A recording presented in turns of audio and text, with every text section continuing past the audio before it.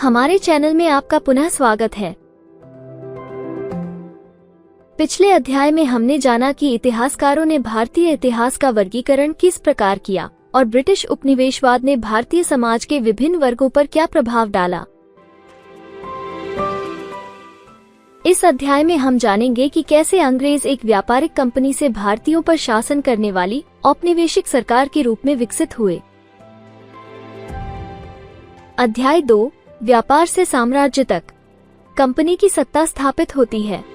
मुगल साम्राज्य में औरंगजेब अंतिम शक्तिशाली शासक था, जिसका 18वीं शताब्दी के पूर्वार्ध तक भारत के एक बहुत बड़े भूभाग पर नियंत्रण था। 1707 में उनकी मृत्यु के बाद विभिन्न मुगल सूबेदारों और जमींदारों ने भौगोलिक स्थानों के आधार पर अपने क्षेत्रीय साम्राज्य स्थापित किए। जैसे जैसे देश के विभिन्न हिस्सों में अलग अलग साम्राज्य स्थापित होते गए, दिल्ली ने मुगलों के लिए एक प्रभावी संचालन केंद्र के रूप में अपना प्रभाव खो दिया।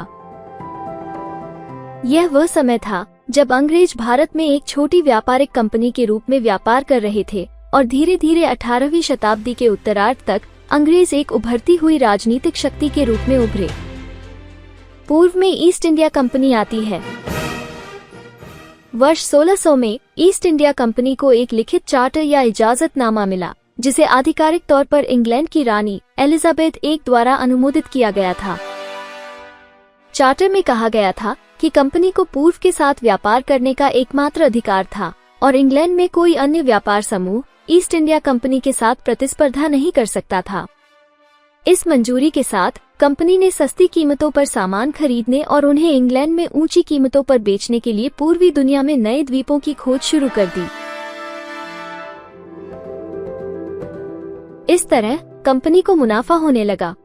ऐसी कंपनियों को वाणिज्य कहा जाता था, जिसका अर्थ है कि कोई मुख्य रूप से सस्ते मूल्य पर सामान खरीदने और उन्हें उच्च कीमतों पर दोबारा बेचने के व्यापार से लाभ कमाता है।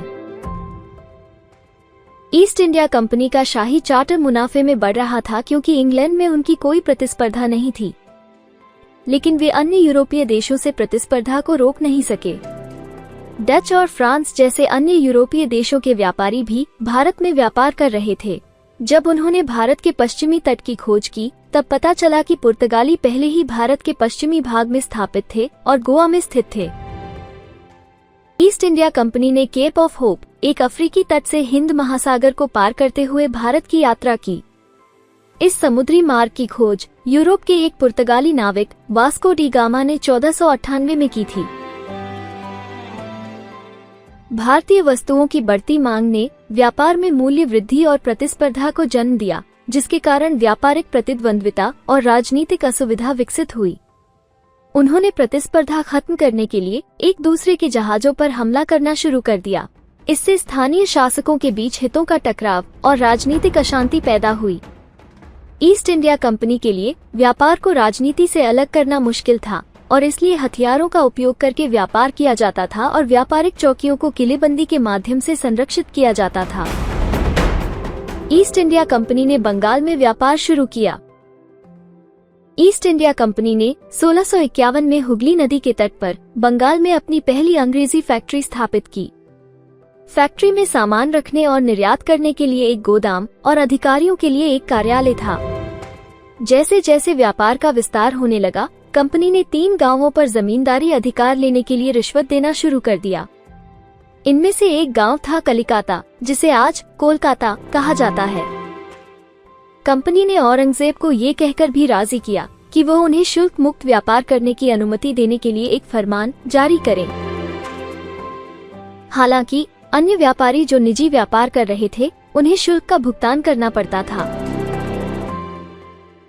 1696 में कंपनी ने व्यापार व्यवसाय के विस्तार के लिए हुगली नदी के आसपास अपना किला बनाना शुरू किया। व्यापार से युद्ध तक। 1707 में औरंगजेब की मृत्यु के बाद मुगल साम्राज्य स्थानीय और क्षेत्रीय नवाबों द्वारा शासित हुआ। जब नवाबों ने नियंत्रण अपने हाथ में लिया, तो उन्होंने ईस्ट इंडिया कंपनी को मुक्त व्यापार का अधिकार देने से इनकार कर दिया। उन्होंने दावा किया कि कंपनी नवाब को भारी मात्रा में राजस्व का भुगतान करने के लिए जिम्मेदार थी। और इसलिए कंपनी को मुक्त व्यापार और किलेबंदी करने से रोक दिया गया। उस समय मुर्शिद कुली खान बंगाल के नवाब थे, जिनके बाद अलीवदी खान और फिर सिराजुद्दौला बंगाल के नवाब बने। दूसरी ओर कंपनी का मानना था कि उनका व्यापार तभी फल फूल सकता है जब उन्हें अधिक गांवों पर नियंत्रण और मुक्त व्यापार की छूट मिल जाए। कंपनी और नवाबों के बीच हितों के इस टकराव के कारण ही प्लासी की लड़ाई हुई।